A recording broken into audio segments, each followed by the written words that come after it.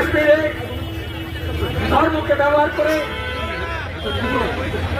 যে সন্ত্রাসবাদ প্রতিদিন জানা মিলছে তার শিকার আমরা। আমাদের ভারতের কমিউনিস্ট পার্টি মার্ক্সবাদীরও অসংখ্য কর্মী দীর্ঘ ৩০ বছর এই সন্ত্রাসবাদী হামলায় খুন হয়েছে, নিজ মানুষ খুন হয়েছে। 2014 যখন মোদী সরকার এলো, অনেকে মনে করলেন আগের সরকার পারেনি, এবার সব সমস্যার সমাধান হবে, মোদী হ্যাঁ তো মুমকিন হ্যাঁ। প্রধানমন্ত্রীও বললেন,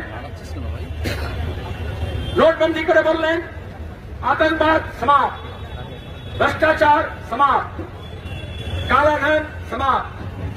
আমরা এ রাজ্যে দুর্নীতিতে ডুবে থাকা সরকারের সামনে দেখছি কালাধন সমাপ্ত হয়নি। মন্ত্রীদের খাটের তলা দিয়ে বান্ধবীদের ব্যাগ থেকে টাকা বেরোচ্ছে। উনি বললেন নগদ আর নেই, সবই এখন ক্যাশলেস।